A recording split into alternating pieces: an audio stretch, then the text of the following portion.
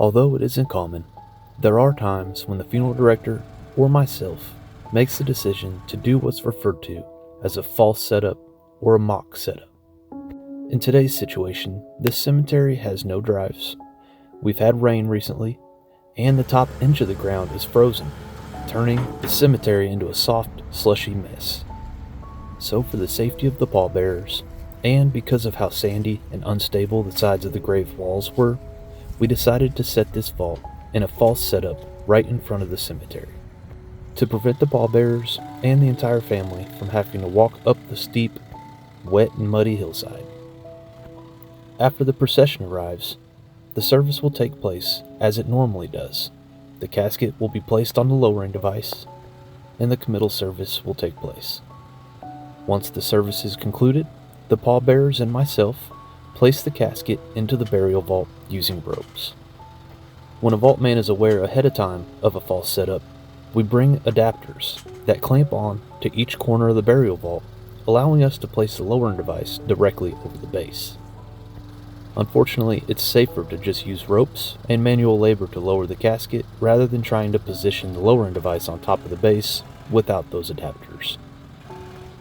One thing I paid great attention to in this situation was making sure that when we placed the casket into the burial vault, that I knew which end was the head and which was the feet, so that I could make sure I placed the vault into the grave correctly.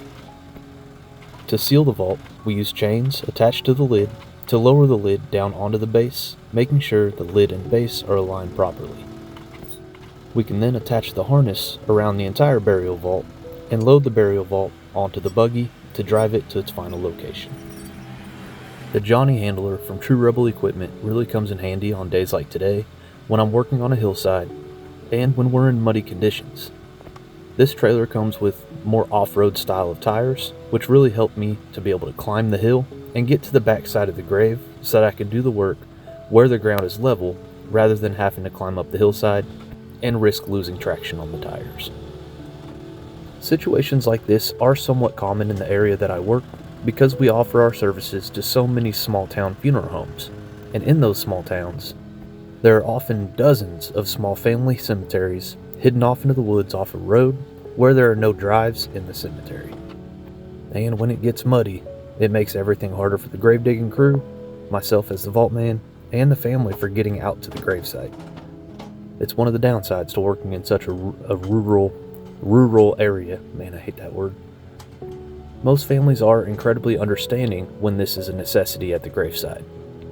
In sandy cemeteries like this one, it's often difficult to disperse the weight of the burial vault around the sides of the grave without caving in the grave even farther than it already did during the process of digging the grave. One of the reasons I really appreciate this Johnny handler is because our other buggies that are older don't have the off-road tires and don't have the capability to drive through the cemetery like this without using boards to keep traction over the ground as we drive it up the hill. It may not look too messy, but as soon as I started trying to climb the hillside from the lower end of the grave, I immediately lost traction and the tires began to spin. Whenever we get a lot of rain at one time and then it drops in temperature like it does, the top layer of the ground gets frozen, but right underneath is a muddy mess. And as you can tell, there's a lot of sand and the walls are just giving way in multiple places. So we're going to have to be really careful with how we disperse the weight when setting the vault down into the grave.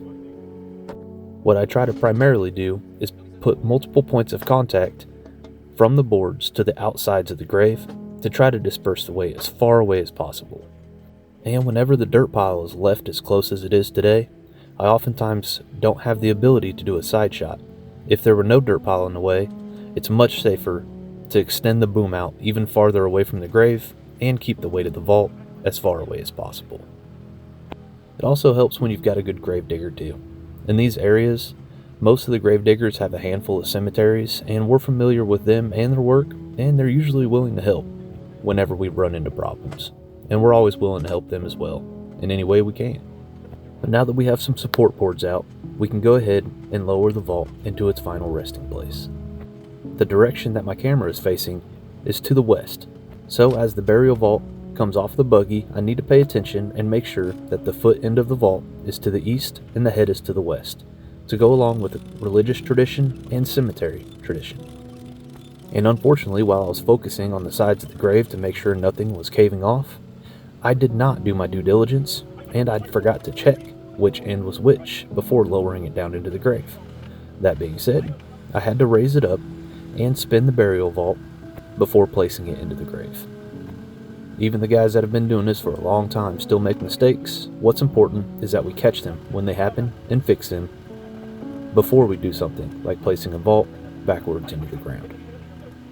Over the course of my career, I have made a few mistakes, and in this line of work, it really hits different when you make a mistake, especially when it comes to something like losing a burial vault or breaking one and having the service not go over as expected.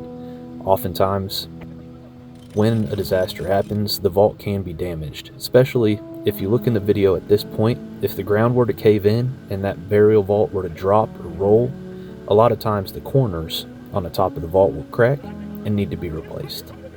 This usually occurs at the beginning of a setup. That's why we put the vault on the grave first, because if anything's going to go wrong, that's usually when it will happen. It's incredibly stressful on the vaultman, but even more stressful trying to get it done to make sure the family can have the committal service that they deserve. Another common mistake that can be made is setting up in a cemetery that has multiple graves open at the same time and not checking to make sure that the grave is correct for the person that we're laying to rest. That's a mistake you only make once as well. It's incredibly nerve-wracking for a family to come out to the cemetery and know where their family is laid to rest and be set up in a completely different area, and then they wonder if we're going to do the right thing and move the burial vault to the right place. So over the years, I've really just learned to cross my T's and dot my I's and make sure that everything I can do for a family, I do, and make sure that everything is correct. At the end of a funeral, there's a heightened sense of emotion. Obviously, it's an incredibly sad time for families, which also means that my work is judged a little bit differently as well. If something goes wrong at the very end of a funeral process, it's even more stressful because everyone is already emotional and sad at the situation at hand. So I would say there's just a little bit of extra weight on our shoulders to not make simple mistakes like that. And although today's service wasn't the typical graveside committal service setup, everything still went without error, and the family was very understanding, and they had as close to a graveside service as they could, and they trusted the funeral director and myself to make sure that this person was laid to rest in the grave plot where they belong after the service took place. Thank you for watching. God bless. And if you don't hear from me before Christmas, hope you have a very Merry Christmas and a Happy New Year. Take care.